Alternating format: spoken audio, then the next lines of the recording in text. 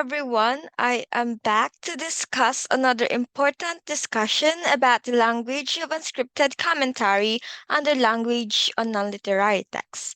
Some important points were already discussed by Miss Marian Mateja, so let me share with you a short recap of the lesson.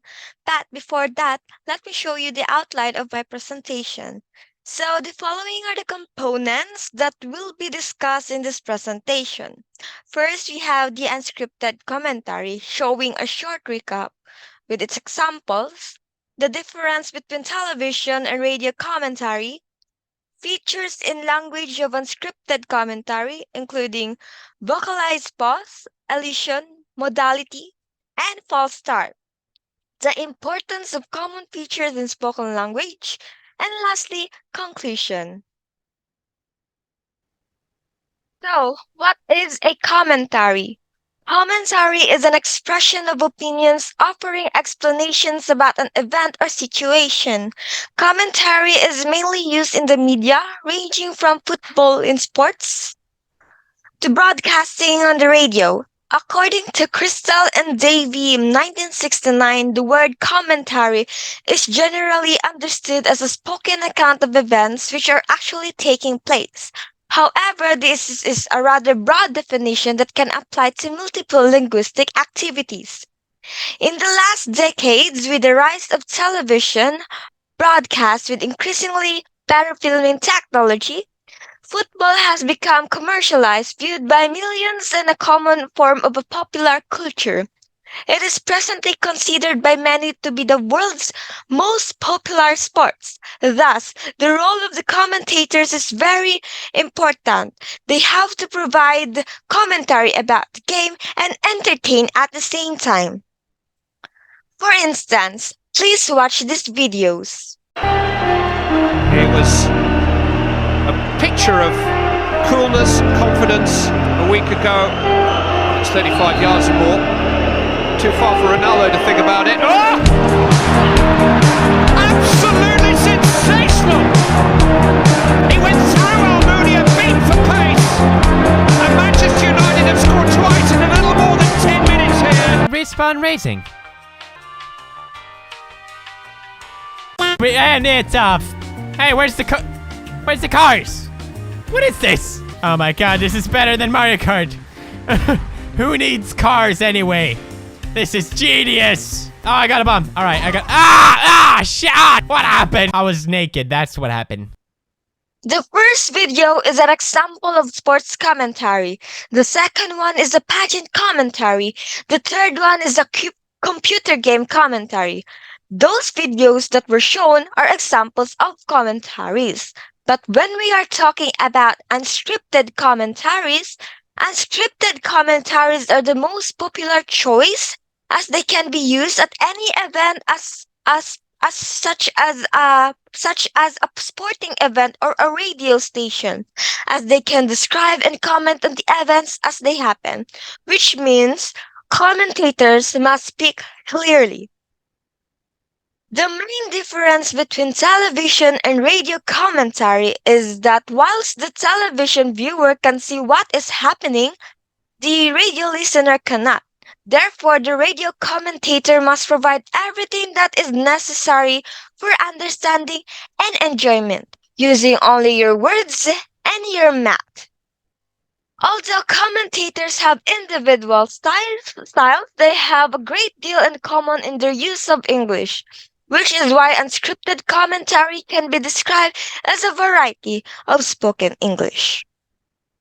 Radio commentary is a lot more complete than television commentary due to the fact that the listener is far more reliant on the commentators as they may not be seeing the event live. So radio commentary needs to be more precise and clear as hesitations are very rare. And they need to keep up with the sequence of events so they can keep the audience updated, and commentators need to create a bigger atmosphere on the radio to keep the audience tuned in. But in this presentation, I will be focusing on the features in the language of unscripted commentary. So basically, there are 4 features mentioned in language of unscripted commentary. The first one is vocalized pause. When we say vocalized pauses are breaks in verbal communication that interrupt your thoughts, like the ums and ers, and are used when we can express exactly what we want to say. These non-fluency features, or let's say fillers, give us time to think, or they let it be known we are going to say something when the sound is extended. Like, so, for instance, some examples of some examples of vocalized pause. I'm going to begin with today's agenda. First, I'd like to begin by saying that the issues are essentially and important. I'd also like to begin by saying I believe that we can improve efficiency and profit margins. The issues on today's agenda are essential and important to the company and um, personnel. We can improve our moral and efficiency and raise our profits. And it won't take much effort. So the these sentences are examples of vocalized pause. Next, we have the elision. The meaning of an utterance is generally understood between the participants and can be shortened to focus on a topic. This is done by omitting parts of the conversations while speaking if the meaning is implied or mutually understood. For example, have to. Ronaldo have to win this game. Kind of to kinda. I kinda liked Messi's game today. These sentences are examples of elision. Modality is a conversational strategy that allows us to introduce or suggest different opinions and compromises for negotiations between participants. Examples include perhaps, maybe, might, could, should.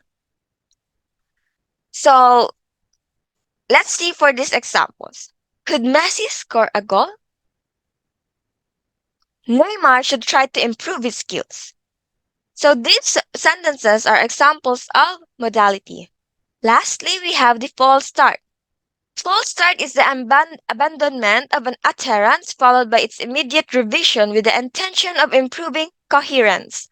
A false start is an attempt to start something such as a speech, project, or a plan which fails because you were not properly prepared or ready to begin with. For example, every moment in the perception of every moment is individual. It began Ronaldo kicked the ball. So these sentences are examples of false start. What is the importance of common features of a spoken language? So the common features of a spoken language should not be omitted in its characteristics. All the subtypes often contain the frequency words and phrases such as well, I mean, or yeah, and make extensive use of conjunctions like and. Also, the use of one of the things is and false starts. Yeah, entertaining stuff, isn't it? Then slips of the tongue are also quite frequent. Interestingly, such errors appears even in the computer game, where the sportcasters did not face any kind of time-related pressure during the recording.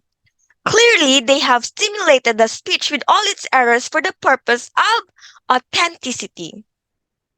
Now, for the conclusion, um, commentators play an important role in keeping viewers or listeners entertained, as they are always trying to create an atmosphere for the viewers. If a event follow a recognizable pattern, they might use a formulaic utterance, or if an outcome of an event is exciting, they will choose emotive language. However, it all depends on the commentator and their choice of style. The basic language of an unscripted commentary is to name people and things at the event. For example, at a football game, the specific lectures will be, for example, goal, red flag, that is a foul, stand off or at a red carpet event, they are naming celebrities. The Lexis is very field specific because all the attention of the commentators is the event they are commentating on.